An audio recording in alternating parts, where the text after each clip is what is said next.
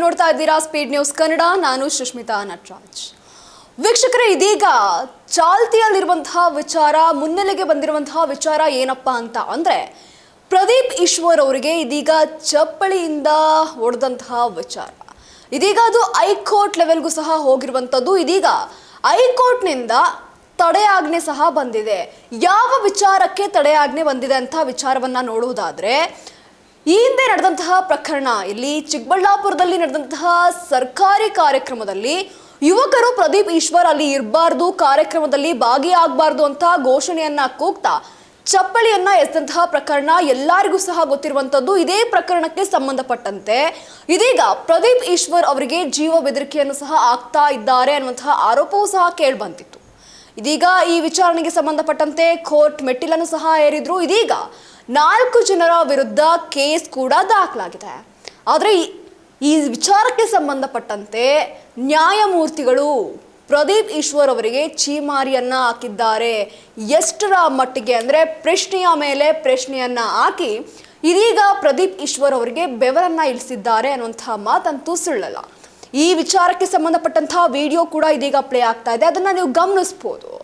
ಇನ್ನು ಕಾಂಗ್ರೆಸ್ ಶಾಸಕರಾದಂತಹ ಪ್ರದೀಪ್ ಈಶ್ವರ್ ವಿರುದ್ಧ ಘೋಷಣೆಯನ್ನ ಕೂಗಿ ಚಪ್ಪಲಿ ಎಸೆದಂತಹ ಆರೋಪದ ಪ್ರಕರಣಕ್ಕೆ ಸಂಬಂಧಪಟ್ಟಂತೆ 4 ವಿರುದ್ಧದ ಪ್ರಕರಣಕ್ಕೆ ಹೈಕೋರ್ಟ್ ತಡೆಯಾಜ್ಞೆಯನ್ನ ನೀಡಿರುವಂಥದ್ದು.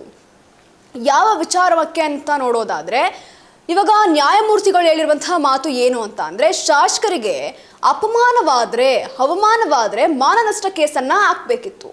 ಅದನ್ನ ಬಿಟ್ಟು 4 ವಿರುದ್ಧ ಹೇಗೆ, ಯಾವ ಮಟ್ಟಿನಲ್ಲಿ, ಯಾವ ರೀತಿಯಲ್ಲಿ ಕೇಸನ್ನ ದಾಖಲು ಮಾಡಿದ್ದಾರೆ ಅನ್ನೋದು ಇದೀಗ ಜಡ್ಜ್ ಪ್ರಶ್ನೆ ಆಗಿರುವಂಥದ್ದು. ಒಟ್ಟಾರೆಯಾಗಿ 800 ಜನರಲ್ಲಿ ಈ 4 ವಿರುದ್ಧ ಕೇಸ್ ಯಾವ ಕಾರಣಕ್ಕೆ ದಾಖಲಾಗಿದೆ, ಈ ರೀತಿಯಾಗಿ ನ್ಯಾಯಮೂರ್ತಿಗಳಾದಂತಹ ಎಂ ನಾಗಪ್ರಸನ್ನ ಅವರಿಂದ ಹೈಕೋರ್ಟ್ ಪೀಠ ಪ್ರಶ್ನೆಯನ್ನ ಮಾಡಿರುವಂಥದ್ದು. ಈ ಬಗ್ಗೆ ಪ್ರತಿಕ್ರಿಯೆ ನೀಡಲು ಇದೀಗ ಸೂಚಿಸಿರುವಂತಹ ಮೋಹನ್ ರಾಜ್, ಅದೇ ರೀತಿಯಾಗಿ TS ಮಹೇಂದ್ರ ಮತ್ತು TS ಪ್ರಕಾಶ್ ವಿರುದ್ಧದ ಕೇಸ್ಗೆ ಇದೀಗ ಹೈಕೋರ್ಟ್ ತಡೆಯಾಜ್ಞೆಯನ್ನ ನೀಡಿದೆ.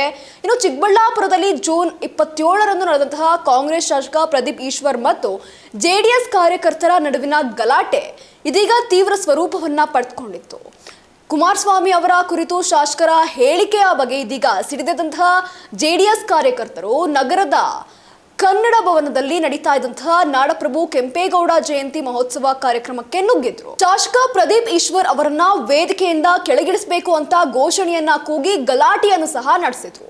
ಅದಾದ ಬಳಿಕ ಸ್ವಾಮೀಜಿ ಮಧ್ಯ ಪ್ರವೇಶವನ್ನ ಮಾಡಿ ಪರಿಸ್ಥಿತಿಯನ್ನ ಎಲ್ಲೋ ಒಂದ್ ಕಡೆ ತಿಳಿಗೊಳಿಸಿದ್ರು. ಆದ್ರೆ ಅದಾದ ಮೇಲೆಯೂ ಸಹ ಪ್ರದೀಪ್ ಈಶ್ವರ್ ಅವರು ತೋಳು ತಟ್ಟಿ ಮೀಸಿಯನ್ನ ತಿರುವಿದಂತಹ ಶಾಸಕ ಪ್ರದೀಪ್ ಈಶ್ವರ್ ಅವರಿಗೆ ಚಪ್ಪಲಿಯಿಂದ ಹೊಡೆದಿದ್ರು. ಅಂದ್ರೆ ಎಲ್ಲೋ ನಿಂತು ಚಪ್ಪಲಿಯನ್ನ ಅವರ ಮೇಲೆ ಎಸೆದಿದ್ರು.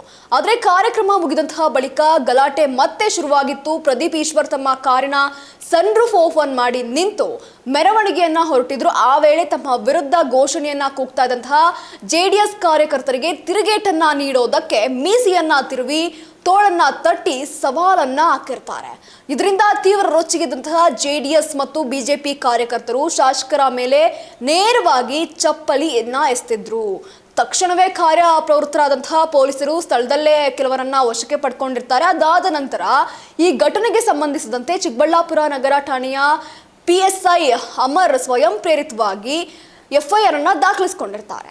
ಅದಾದ ನಂತರ ಶಾಸಕರ ಮೇಲೆ ಚಪ್ಪಲಿ ಎಸೆದು ಅವಾಚ್ಯ ಪದಗಳಿಂದ ನಿಂದಿಸಿ ಪೊಲೀಸರ ಕರ್ತವ್ಯಕ್ಕೆ ಅಡ್ಡಿಪಡಿಸಿದಂತಹ ಆರೋಪದ ಅಡಿ ಇದೀಗ CCTV ದೃಶ್ಯಾವಳಿಗಳನ್ನ ಪರಿಶೀಲಿಸಿ 4 ಬಂಧಿಸಲಾಗಿರುತ್ತೆ. ಅದೇ ನಿಟ್ಟಿನಲ್ಲಿ ನೋಡೋದಾದ್ರೆ, ಯಾವ ಕಾರಣಕ್ಕೆ ಈ 4 ಬಂಧಿಸಿದ್ದಾರೆ, ಯಾವ ಕಾರಣಕ್ಕೆ ಈ 4 ಮೇಲೆ FIR ದಾಖಲಾಗಿದೆ ಅನ್ನುವಂತಹ ನಿಟ್ಟಿನಲ್ಲಿ ಇದೀಗ ಹೈಕೋರ್ಟ್ ನ್ಯಾಯಾಧೀಶರು ಇದೀಗ ಒಂದಷ್ಟು ಪ್ರಶ್ನೆಯನ್ನ ಕೇಳಿರುವಂಥದ್ದು. ಈ ವಿಚಾರಕ್ಕೆ ಸಂಬಂಧಪಟ್ಟಂತೆ ಇದೀಗ ಕೋರ್ಟ್ ಯಾವ ನಿಟ್ಟಿನಲ್ಲಿ ಒಂದಷ್ಟು ಹೇಳಿಕೆಯನ್ನ ಕೊಡುತ್ತೆ ಅನ್ನೋದನ್ನ ಮಾತ್ರ ಕಾದ್ ನೋಡ್ಬೇಕಾಗಿದೆ.